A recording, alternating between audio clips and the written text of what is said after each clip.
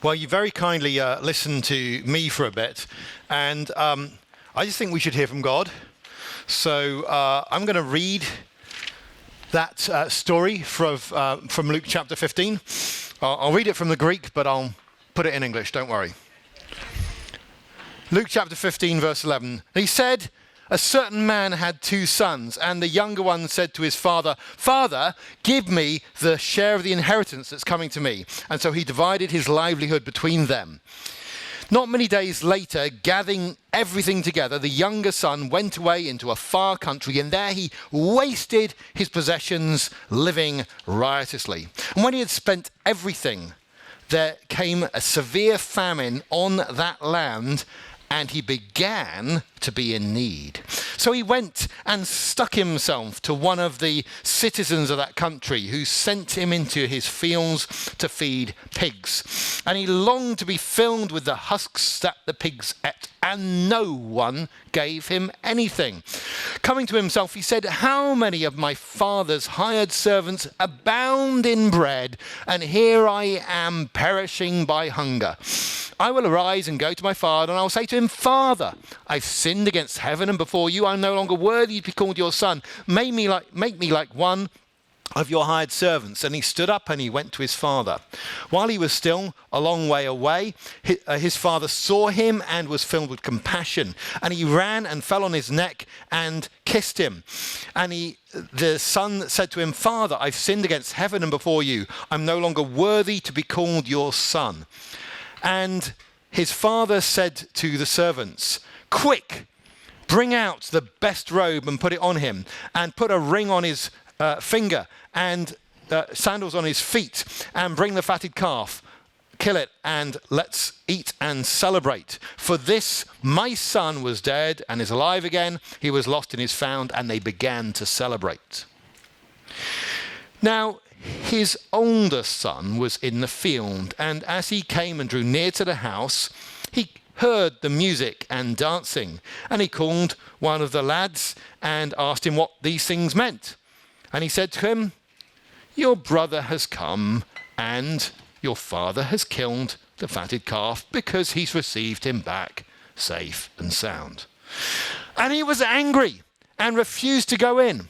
But his father went out and besought him. And he replied to his father, 'Look, all these years I've been slaving for you, and I never transgressed your command, but you never gave me a young goat so that I could eat with and celebrate with my friends. But when this son of yours, who devoured your property with prostitutes, came, you killed for him the fatted calf.'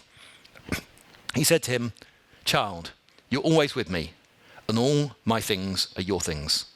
But we had to celebrate and be glad, because this, your brother, was dead and is alive again. He is lost and is found.'" And it's amazing when you just look at that story. So many details. Have you noticed the deadpan way that the servant answers? When the brother comes in from the field, asks him what's gone on, and he says, "Your father's killed the fatted calf because he's received him back safe and sound." It's just completely factual. That's not the way the father describes it. He was dead and is alive again. So there's a huge emotional intelligence in the way this story is told. And of course, the deadpan reaction then shows up even more the emotional reaction of the brother. Notice how this older brother says, "This your son." He's denying brotherhood just with that phrase. And then how does the father reply? He says, "This your brother was dead and alive again." So you get that phrase that comes up twice. The end of the bit about the younger son is, "This my son was dead and alive again. He was lost and is found." The end of the whole thing is, "This your brother was dead and is alive again. He was lost and is found." And you see so many of these sorts of little details that are there. Or where the older brother says to the father, "You killed for him the fatted calf." Actually, it's for everyone. Everyone enjoys that. So again, reinforcing a point from earlier, every single word in this story counts. Now, it's very clear that when you've got a genius story like this, it's not made by committee. It all has to come from one person, and I'm going to argue in this talk. It has to come from Jesus. And it has to be from Jesus in the very setting that Luke says it's in. Because Jesus fills it with lots of references that only scribes would get. So there's no point having a story unless you've actually got the same audience that the gospel says you've got, namely people who know the Bible very well. We've already looked how you've got a story that works if you don't know anything. It just works. But it's also got this extra level for the scribes, talking about the Jacob and Esau story. And the high point of the story is the high point of their training when they know to put dots on a particular word. But there's more to it than that. It's not just the story of Jacob and Esau. It's also the story of Jacob and Laban. There are lots of phrases in Jesus' story that come from that. The brother heard music and dancing. Well, Laban catches up with Jacob when Jacob's run away and said, I would have loved to have sent you off with mirth and songs, tambourines and lyres. But you notice how the older brother was angry and refused to go in. But in the Jacob and Laban story, it's Jacob who's angry. But the most striking one of these is this. The older brother says, all these years I've been slaving for you. That's basically what Jacob said to Laban. I had to work 7 years for daughter number 1, 7 years for daughter number 2. Actually, yes, it was that order, isn't it? Number 1 in Laban's mind was different from number 1 in Jacob's mind, but you know what I mean. And another 6 years, I've had to work for you, a long time. Or the older brother says, when this son of yours came who has devoured, literally eaten your property with prostitutes. And Rachel and Leah have said, but their father has devoured their property. Or the father says at the end of the parable, all that's mine is yours. And Laban has said to Jacob, everything you see is mine, but it's not, it's Jacob's. But there's more to it. It's the story of Joseph, of course. Because when in the story, the father says, quick, get the ring and get the robes, there's only one other person who gets suddenly rings and robes in the Bible, and that's Joseph. And Joseph, when he comes out of prison from before Pharaoh, of course, that's at a time of great famine. Now, the difference between a famine and a great famine is probably a great famine is a multi-year famine, whereas just a famine is a one-year famine. And that's a particular phrase from the Bible. It's the only other instant and lasting rags to riches story in the Bible. Yes, you get sometimes like Mordecai gets quick exaltation, but that's not long lasting. To actually go from prison to being in charge of things, that is what you get with Joseph. Of course, Daniel is exalted, but again, it's not from prison. The rags to riches stories, these are the only two. So you get the ring and the robe. Jesus has put in the Jacob and Esau story, Laban stuff, and Joseph. And of course, more striking than that, you've got all sorts of little details. Like, for instance, the fact that no one gives any food to the prodigal, but Joseph is the guy who feeds absolutely everyone. But most striking, Joseph goes into a far country, and his father thought he was dead. He's the only other son that the father thought was dead and then is alive again. So Jesus manages to build in another story from Genesis. And of course, there's a moral and there's a lesson in the Joseph story. Joseph had been really badly treated by his brothers, and he forgives them. Laban had to accept that God had decreed that Jacob was going to be blessed, even if that meant blessed with Laban's property. He had to accept that. But there's even more. In the middle of the Joseph story, or near the beginning, you've got this bit, do you remember, Genesis chapter 38, I'm sure you haven't forgotten, where you've got the story of Judah and Tamar. And you remember, this is one of those many men behaving badly stories in the Bible. And it's the story of how Judah gets together with Tamar, not knowing she's his daughter-in-law, thinking she's a prostitute. Now, when the older brother gets angry, he says, you never gave me a young goat so I might celebrate with my friends, but this son of yours devoured your property with prostitutes. Now, you're a scribe. You know the phrases in the Bible. You know there's only one place in the entire Bible where you get friend, goat, and prostitute together. There's only one. And in fact, even to get two of those three together, you're really just driven to this passage, and guess what? They occur within 2 verses of each other. Really close. Because after he's done what he shouldn't have done with his daughter-in-law, he sends a friend off with payment of goats. So what's happening there?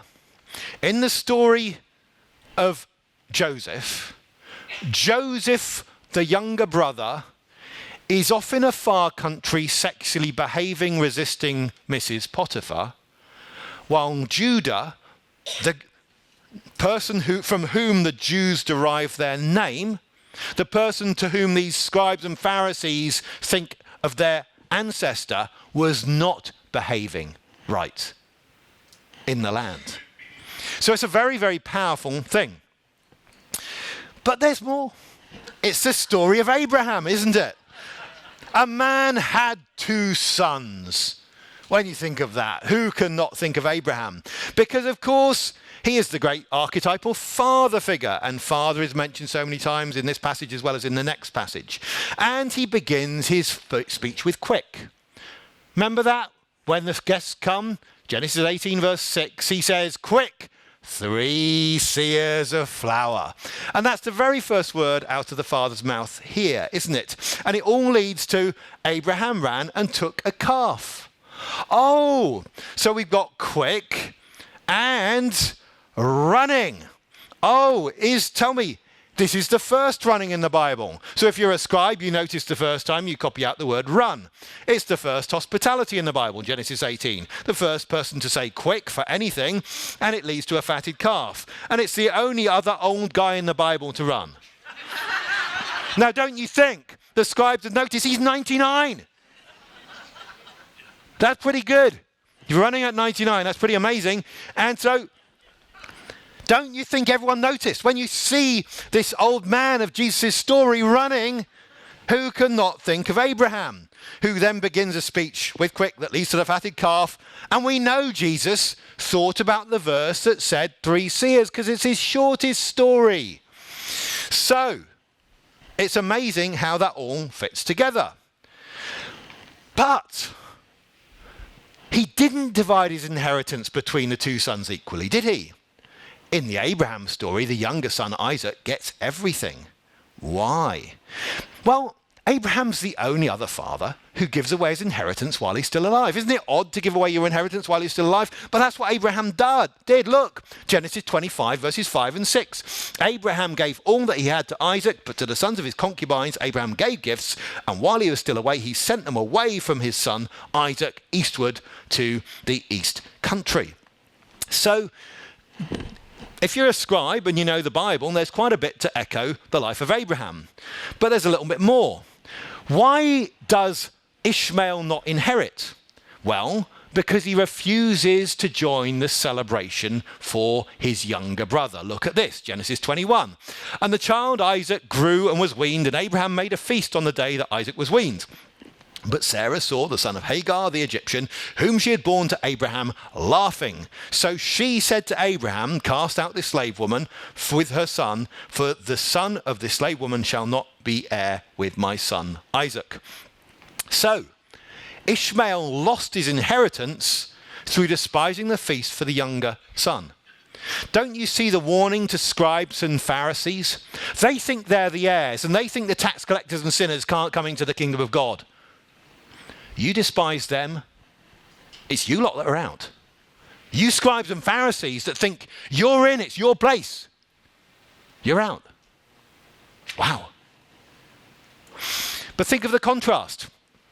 Abraham, the father who would not allow his son to go into a far country. See that you don't take my son back there, and so on. But it's more. Northern Abraham, of course, it's the story of Cain and Abel. All of Genesis' greatest hits in one. The Bible's first brothers, the first family conflict. The older brother associated with a field and the younger brother with the care of animals. And the older brother getting angry when Abel was accepted by God. The Bible's first recorded anger is not just any old anger. It's anger specifically against a younger brother through envy. And in that story, Genesis 4, God, the father figure, graciously engages with the angry older brother. So you see, Jesus has told this 388-word story, which is 2.5 minutes long when you say it, and which has covered all of Genesis' greatest hits, right? Like, it's picked up all of those family stories, and they all make massive numbers of points. Now, not all of the connections I've shown are equally clear, but there are some pretty clear connections. Joseph, the ring and the robes, Esau running, embracing, kissing, Jacob, all these years I've worked for you, Abraham saying quick and getting the fatted calf. There are enough that you know this is really going on, and it's pretty impressive to be able to tell a story that will work if no one has any Bible background whatsoever. Meanwhile, you're stretching the scribes. But did the scribes see it all? Maybe not. Because it's not about whether they saw it, it's about whether they should have seen it. They might have listened to Jesus' story and thought, well, that's not much of a story. But come the day of judgment, they'll know. A genius was in front of them. Did they have ears to hear? What's the last phrase in the chapter just before? Let the one who has ears to hear, hear. And the thing about the way Jesus teaches is he teaches so it doesn't advantage those with more intellectual firepower. It's about the heart to receive. That's what it is. The one who has ears to hear, let him hear. There are lots of references throughout Genesis, and for me it's just simply amazing. Now, some of the references, there are people with more reason for anger. Esau lost out his entire inheritance. Laban lost his property. Joseph, whose brothers sold him. Ishmael lost inheritance through despising the younger brother. So many moral lessons that you can draw. So it's not Jesus just putting references in for the sake of it. But actually there are lessons, spiritual lessons to draw from this. Joseph forgave. Esau forgave.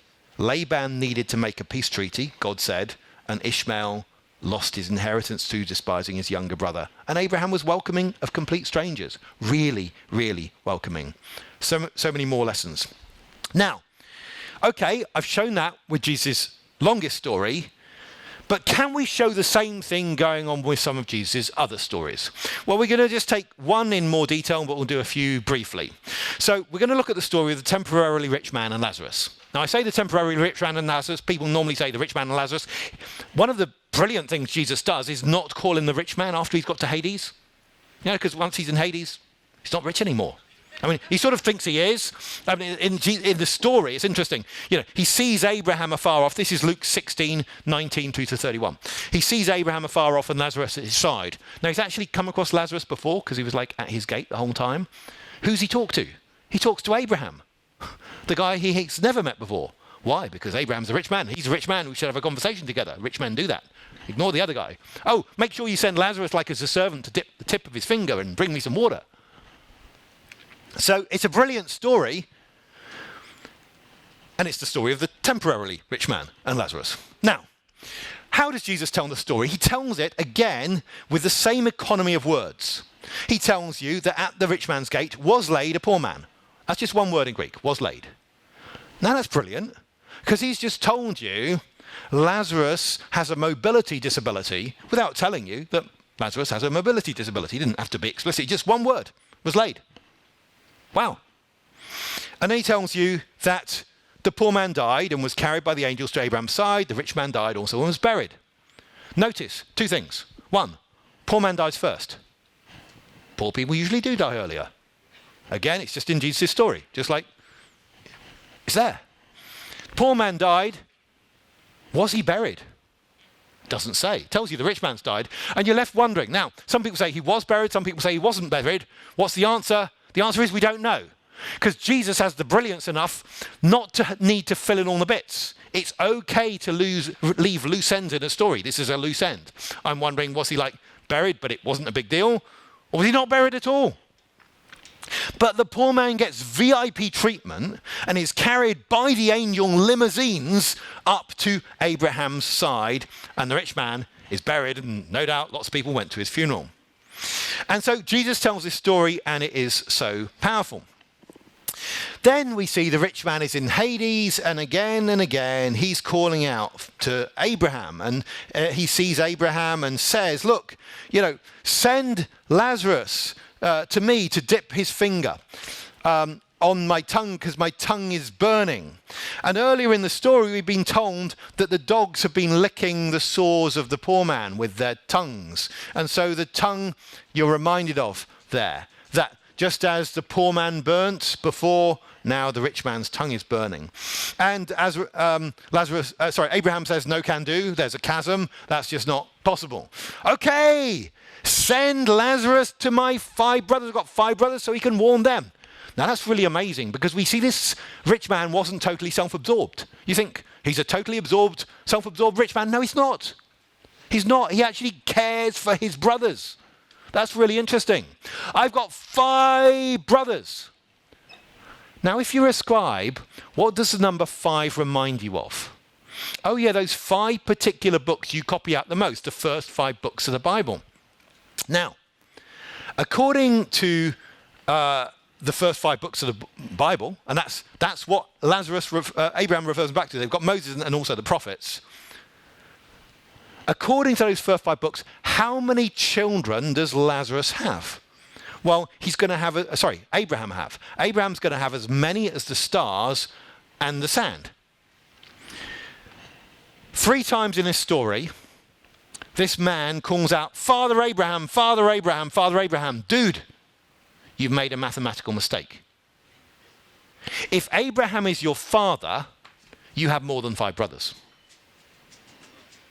You see? That's what the 5 books of the law tell you. You can't claim Abraham as your father and deny that Lazarus is your brother. That's what he wanted to do. And so it's a really powerful way that this story is told. But there are other ways in which this story echoes the Old Testament. So we're told that the rich man was clothed in purple and linen and feasted sumptuously every day. Where is the only place in the Bible that we get purple and linen and feasting? Okay, that would be King Ahasuerus or Xerxes at the beginning of the book of Esther having a 180-day feast to which he didn't just invite his friends. He actually invited all of the men. I know it's men, women are having different feast. In the citadel, he invited everyone, including any poor people at his gate he invited. So there we've got the rich man treating himself like a king, but actually being less generous than that pagan king in the Old Testament. But then we also see that we've done that one. That the poor man is covered with sores. Lazarus is covered with sores. Well, who's covered with sores in the Bible? There's only one man, and that's Job. And by the way, was Job rich or poor? He's rich. Was Abraham rich or poor? He's rich. Is there anything wrong with being rich? No, Job was rich. Abraham was rich. But Job could say, I've always looked after the poor.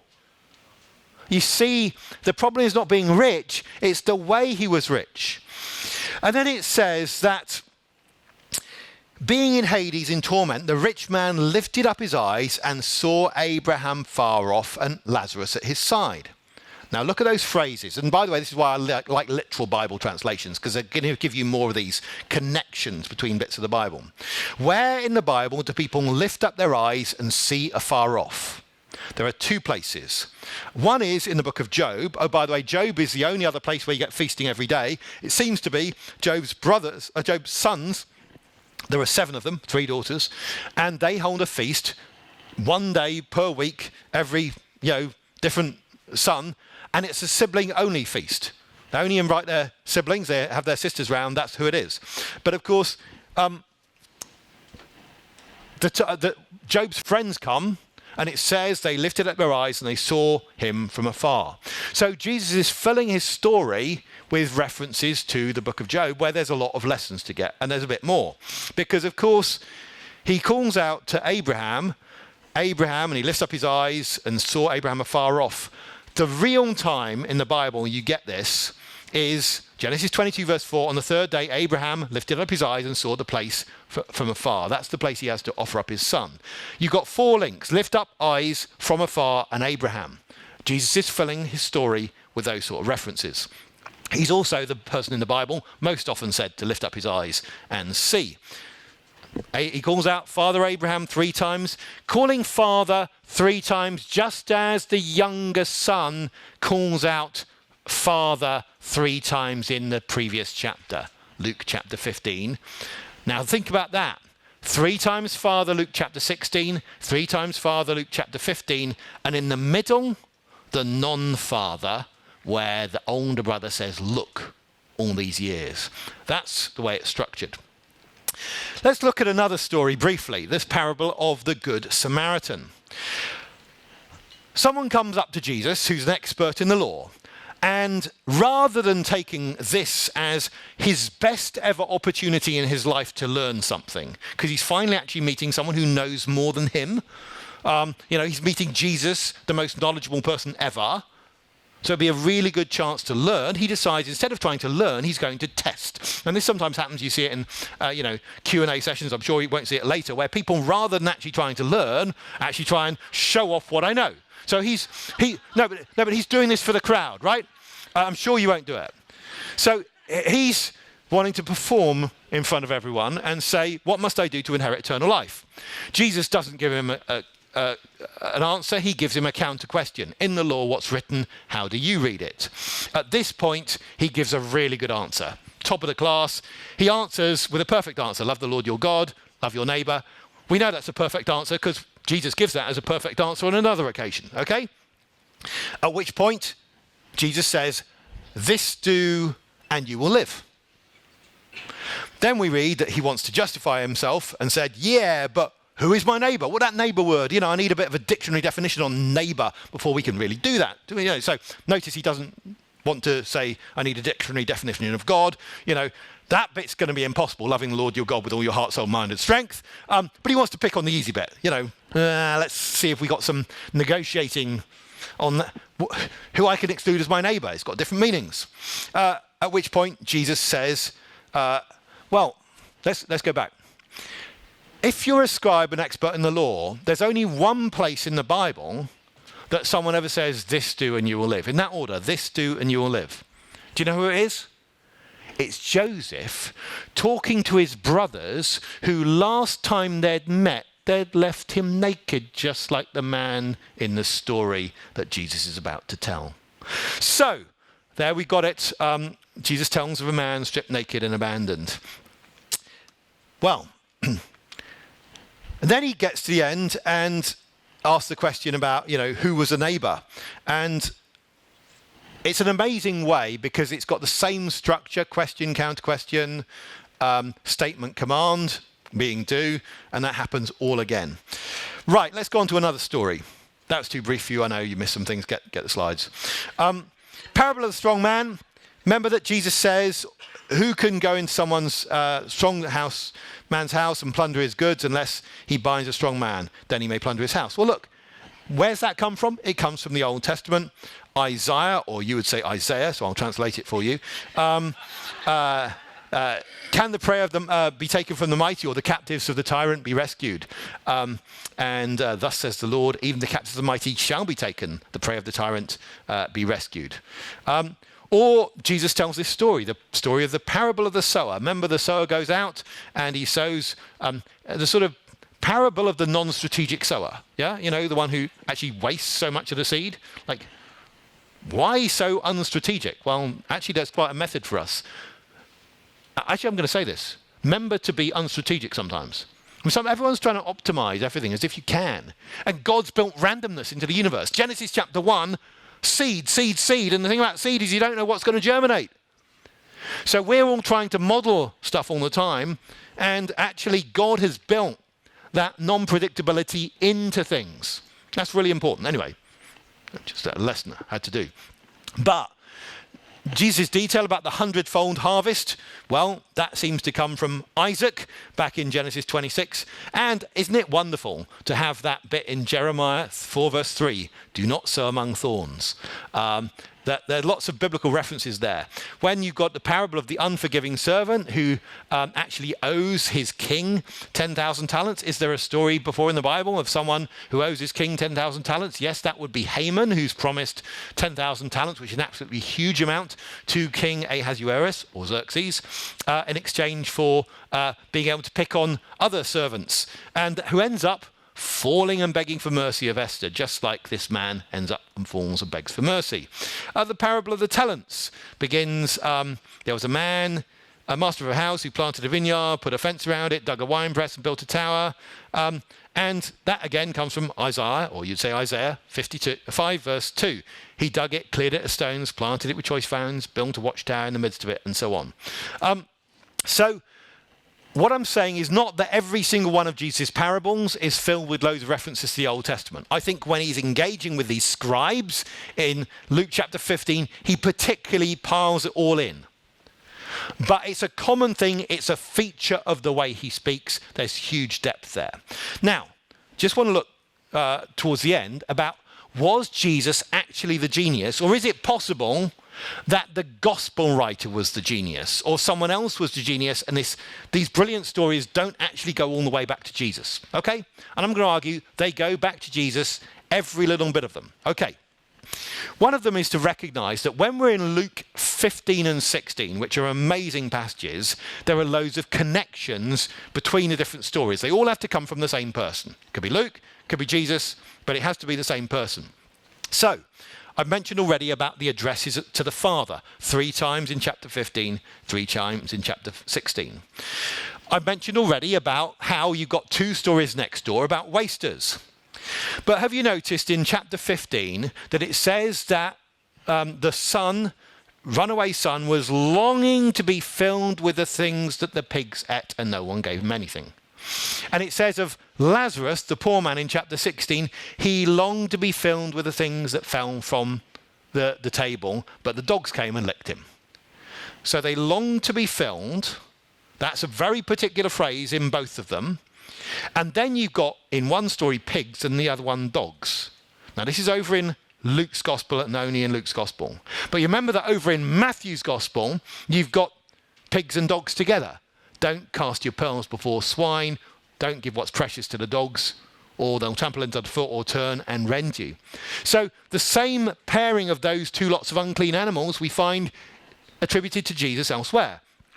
So saying Luke made this bit up won't make sense of how that other stuff got in Matthew's Gospel. Do you see?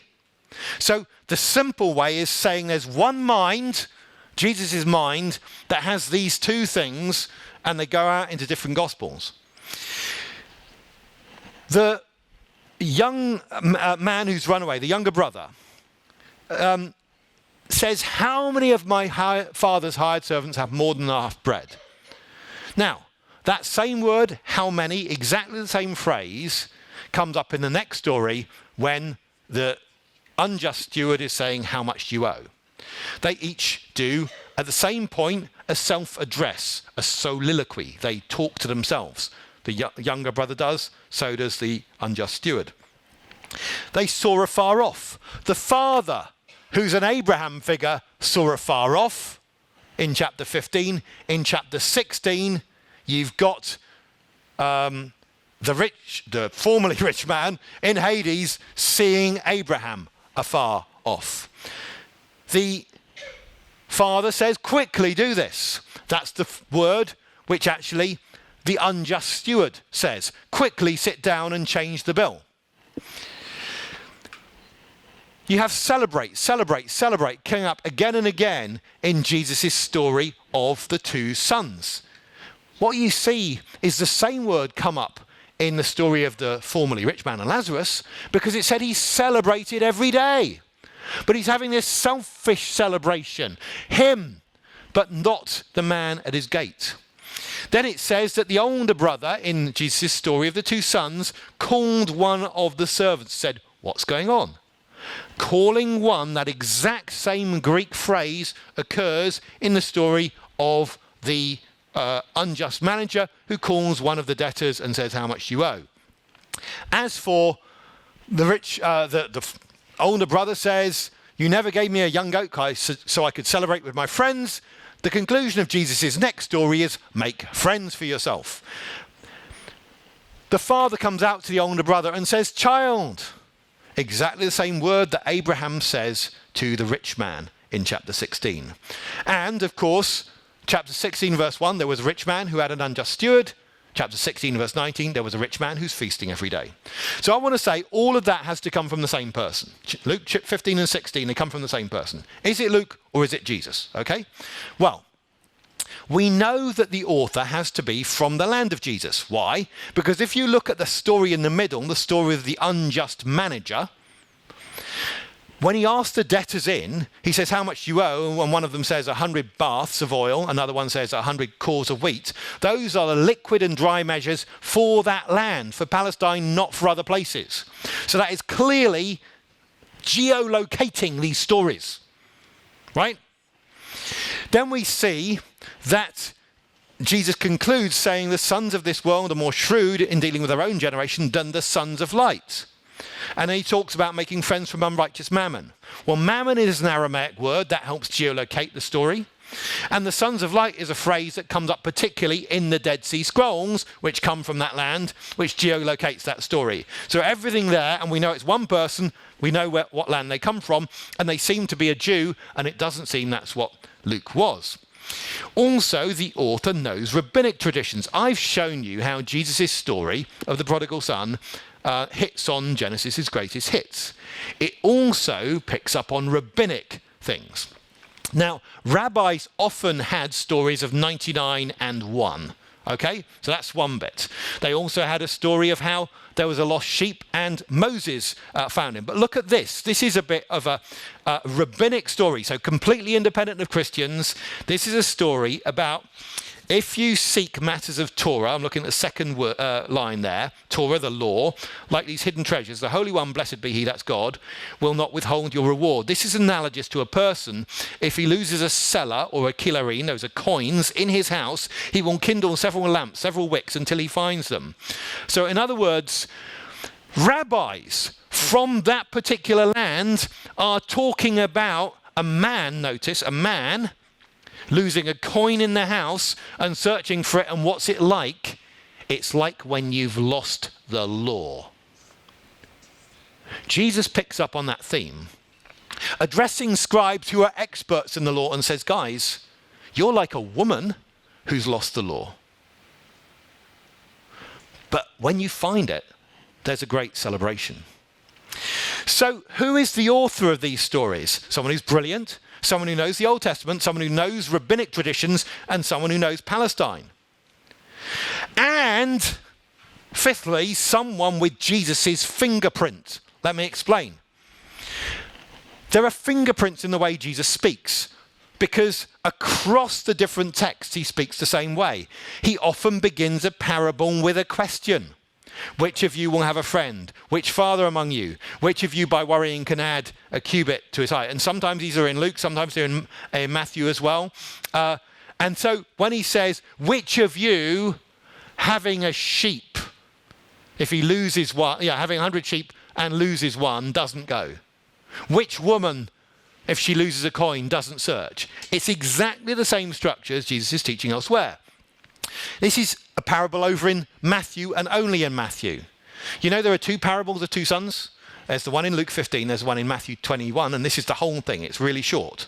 It says, what do you think? A man had two sons. He went to the first and said, son, go and work in the vineyard today. And he answered, I will not. But afterwards he changed his mind and went. And he went to the other son and said the same. And he said, I go, sir. We're going to come back to that, sir. But he did not go. Which of the two did the will of his father? They said the first. Jesus said to them, truly I say to you, the tax collectors and prostitutes go into the kingdom of God before you. For John came in the way of righteousness, and you did not believe him, but tax collectors and prostitutes believed him, and even when you saw it, you did not afterwards change your mind to believe him. So, addressing a similar audience, talking about tax collectors, not tax collectors and sinners, but tax collectors and prostitutes, he's saying there was one son that looked like he was going to do the right thing and didn't. There was another son who didn't look like he was going to do the right thing and then did. Well, that's the same basic story as Jesus told in Luke 15. It's the same structure, but it's in a different gospel, and it's clearly not that one comes from the other. They're different stories as well. But it also begins with a question. What do you think? Just as Jesus begins his stories with what do you think? Then you can also see Jesus has common endings to his stories. When he tells the story of the lost sheep, he says, I tell you, thus there will be joy in heaven.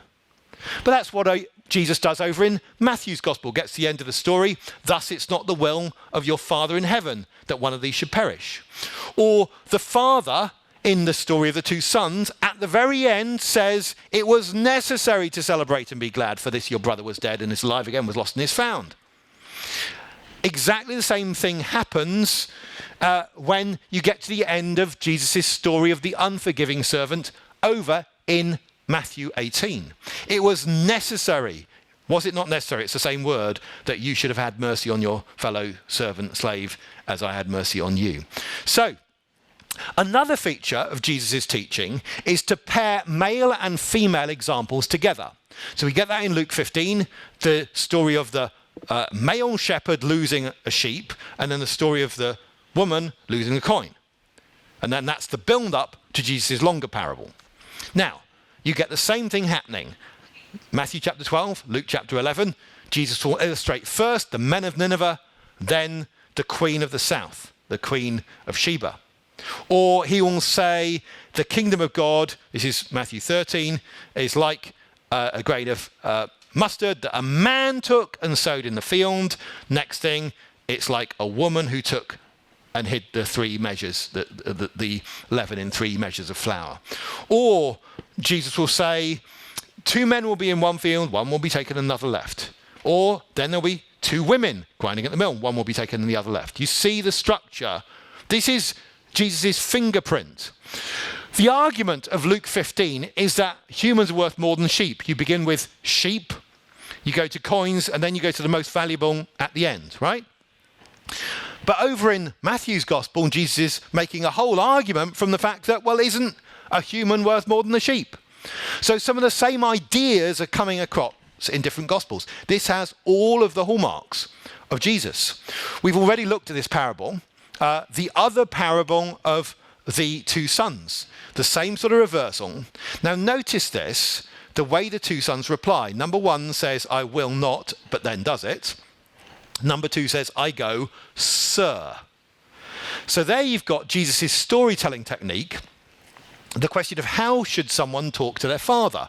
One has no sir and the other has a sir.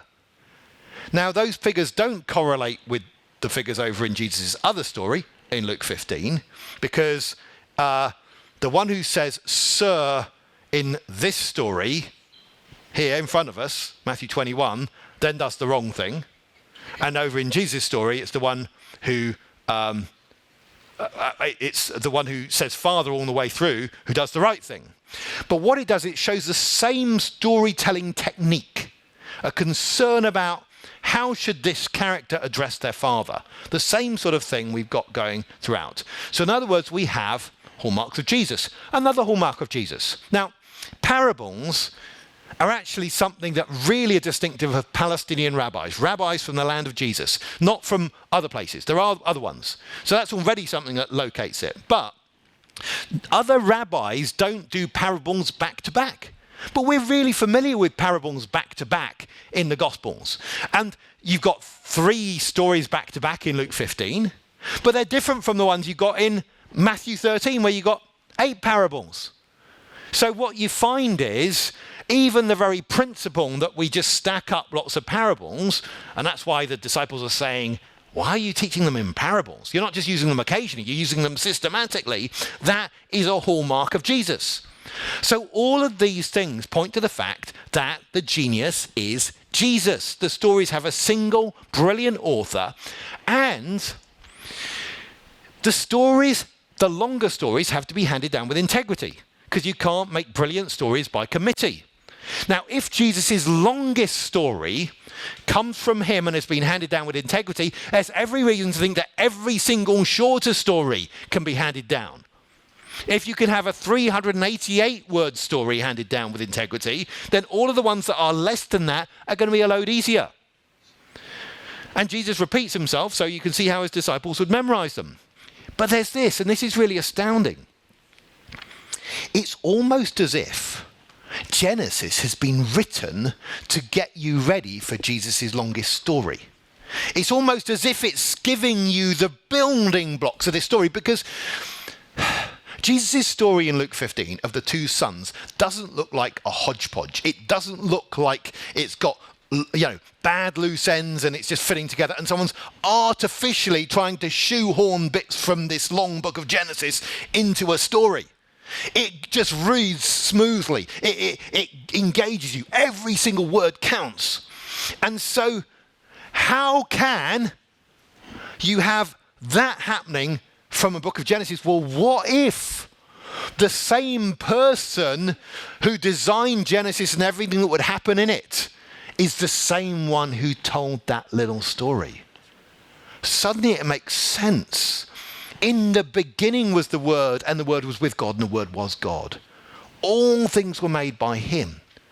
What we have with Jesus is the greatest genius that's ever walked the planet. Now, we've known that he's God, and therefore he knows everything. What I'm trying to share with you is that there's signs of the genius in the text. Things you can point people to say, it's really smart. And the smartest is also the simplest. Anyone can make things more complicated. Jesus doesn't do that. You know what he accuses the academics of his day doing? He says, you take away the keys of knowledge. He says that to the Pharisees. What they do is they lock away knowledge. That's often what we do. We start using more complicated language than we need to lock away knowledge. We don't want, just general people to know that. And Jesus is able to speak with an absolutely amazing knowledge of everything and make it simpler. He is the best teacher. And one thing I really hope, you just go away with a sense of wow and a praise of him for his awesomeness. And then to think, he's not just a teacher who said it all but didn't do it. He's the teacher who gave up his life for us. Knowing everything he knows about us, knowing all our sins, he did that. And that's just amazing that one so precious has done that for us, so that we in all our weakness and our utter stupidity could come to him and there'd be celebration as we, the lost sinners, are found. Thank you very much for listening.